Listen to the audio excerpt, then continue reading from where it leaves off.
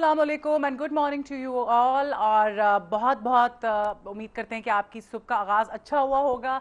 आप देख रहे हैं मॉर्निंग मसाला और मैं हूं आपकी होस्ट सोनिया राव। अच्छा जी, हमारे प्रोग्राम में शिरकत कीजिए। कॉल करने के लिए हमारा नंबर है 042359172230। इसके अलावा आप हमें ईमेल भी कर सकते हैं। ईमेल करने के लिए हमारा ईमेल एड्रेस है mm@news1tv.tv। और यहाँ पे सबसे पहले तो मैं माजरत करूँगी, फेसबुक पे बहुत शिकायत कल मुझे मौसूल हुई कि जी हम कॉल करते या तो कॉल ड्रॉप हो जाती है या थ्रू नहीं होती लाइन। तो प्लीज़ कोशिश करते रहा करें, और सारे कोशिश ही करते हैं ना, कोशिश करेंगे तो कॉल लगेगी। और सबकी कॉल नहीं ली जा सकती, लेकिन यह है कि आप ट्राई करें, हम आपसे ज़रूर बात करेंगे। और जिस टॉपिक पे बात हो रही है उस हवाले से ज़रूर बात किया कीजिए।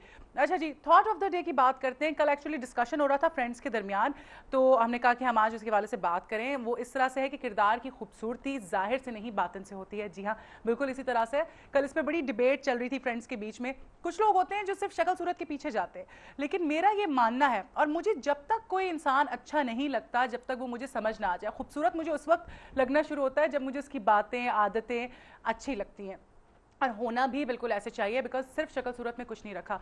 बहुत खूबसूरत लोग होते हैं लेकिन उनका किरदार अच्छा नहीं होता, उनकी आदतें अच्छी नहीं होती, तो उनसे आपको नफरत हो जाती है। और जब ज़िंदगी गुजारने की बात करते हैं तो लोग शक्ल सूरत के पीछे शादियां कर लेते हैं कि जी खूबसूरत बंदा है, शादी, बड़ा हैंडसम लड़का है या बड़ी खूबसूरत लड़की है। तो किरदार अच्छा होना और फितरत अच्छा होना सबसे अहम है। बहुत सी ऐसी शक्लें होती हैं, शायद वो खूबसूरत नहीं होती हैं, लेकिन क्योंकि उनकी फितरत इतनी अच्छी होती है आपको उनसे मोहब्बत हो जाती है। और बहुत से लोग ऐसे होते हैं बहुत खूबसूरत होते हैं लेकिन उनके साथ ज़िंदगी गुजारना बहुत मुश्किल हो जाता है, बिकॉज उनकी फितरत अच्छी नहीं होती। तो सिर्फ ज़ाहिरी खूबसूरती पे ना जाएं, जो अंदरूनी खूबसूरती है वो बहुत मैटर करती है। और यही था थॉट ऑफ द डे। और अब आपको ले चलते हैं न्यूज़ एंड व्यूज़ की जानिब।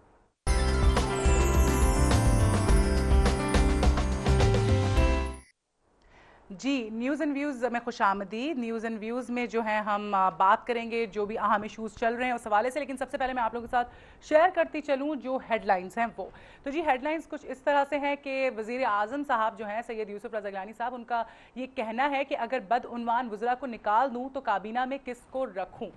इंटरेस्टिंग, वेरी इंटरेस्टिंग, इस पर हम बात करते हैं। और इसके अलावा दूसरी जो हेडलाइन है वो कुछ इस तरह से है कि सदर आसिफ अली जरदारी का ये कहना है कि सियासी अदाकार इकट्ठे हो गए ताहम हुकूमत अपनी मुद्दत पूरी करेगी।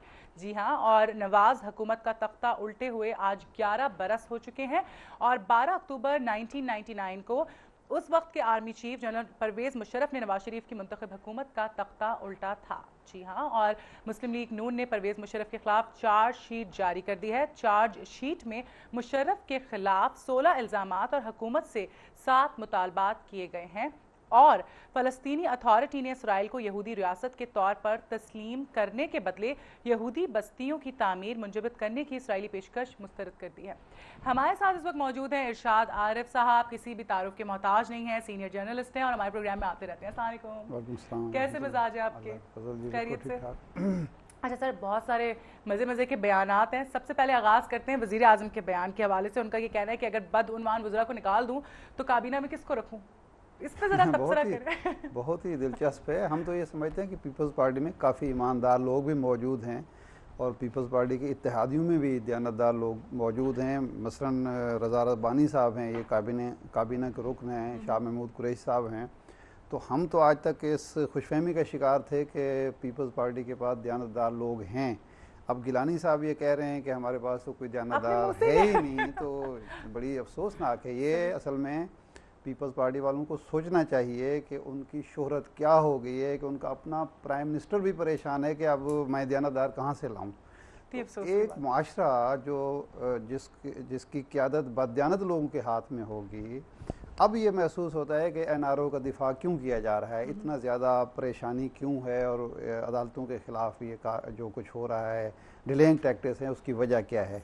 क्योंकि इन्हें महसूस होता है, हमें नहीं मालूम, इनको मालूम है कि अगर एक बदयानत को निकाला तो पूरी एक ये जो दीवार खड़ी है ये सारी बदयानत ईंटों पे खड़ी है, एक ईंट उखड़ी तो सारी नीचे आ पड़ेगी। तो ये तो फिर कौम को सोचना पड़ेगा, कौम को भी और उन इदारों को भी जो फैसला साज इदारे हैं कि क्या हम इस मुआशरे को बदयानती की बुनियाद पर बदयानत लोगों के ज़रिए बदयानत लोगों की खातिर चला सकते हैं या नहीं चला सकते। क्योंकि अब इस दौर में, शफाफियत के दौर में, जब कि हमारी मईशत डावाडोल है, हमारे कौमी सलामती को ख़तरात लाहक हैं, और कौम जो है, महंगाई है, बेरोज़गारी है, लोड शेडिंग है, तरह तरह के मसाइल के, अगर उस पर मुसल्लत भी एक टोला बदयांतों का हो जाए, जो लूट मार, अकरवा परवरी और इस तरह की हरकतें कर रहा हो, तो ये फिर मुल्क चलाना बड़ा मुश्किल हो जाएगा।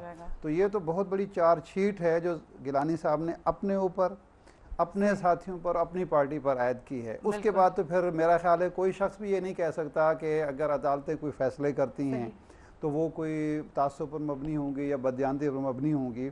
ये तो खुद कह रहे हैं। तो अब कौम की तो ख्वाहिश ये है कि करप्शन का खात्मा होना चाहिए, बदयांत लोगों को निकालना चाहिए। अब तो और कौम को क्रिटिसाइज करने का मौका मिल जाएगा। आप मुझे एक बात बताएं, मुझे जो लगा इनकी हुकूमत में बहुत सारे बयानात आए और जब स्पीच भी कर रहे होते हैं कुछ ना कुछ इस तरह की बात कर देते हैं, मुझे लगता है शायद बहुत ही मासूम है, बिकॉज मुझे नहीं लगता कि इतना स्मार्टली ये स्पीच करते हैं। इस तरह का बयान देना आपको लगता मासूम नहीं है, मेरे ख्याल है साफ गो हैं। ये दाद देनी चाहिए कि वो झूठ नहीं बोलते या उनसे बोला नहीं जाता, वो उनके जो दिल में होता है वो कह देते हैं। वो बहुत ज़्यादा जो है मुनाफकत का मुजाहरा नहीं करते। तो ये अच्छी बात है, लेकिन ये मुल्क के लिए बुरी बात है। उनके ज़ात के हवाले से बड़ी अच्छी बात है, ऐसा ही होना चाहिए लीडर को।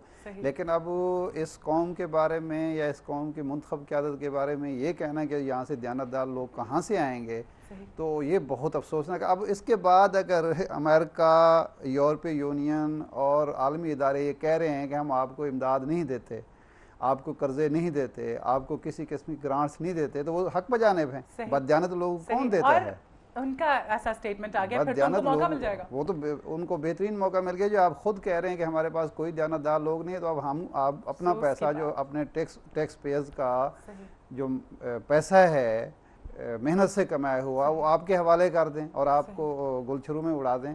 तो ये तो फिर आपने जवाब फराहम कर दिया है। फिर वो जो कुछ कह रहे हैं वो सही कह रहे हैं कि हम आपको पैसा नहीं दे सकते, हम NGOs के थ्रू खर्च करेंगे। उस पर भी आपको एतराज़ है और अब महसूस हो रहा है कि एतराज़ इसलिए है कि NGOs के थ्रू पैसा अगर जाएगा तो इन बदयानत लोगों को या इस बदयानत टोले को हिस्सा नहीं मिलेगा। ठीक। अच्छा, आप मुझे एक बात बताएं, अब ये स्टेटमेंट तो उन्होंने दे दी है, ठीक है, इस तरह की बात कर दी। अब कोई देखें वज़ीर आज़म के मुंह से कि उनका बयान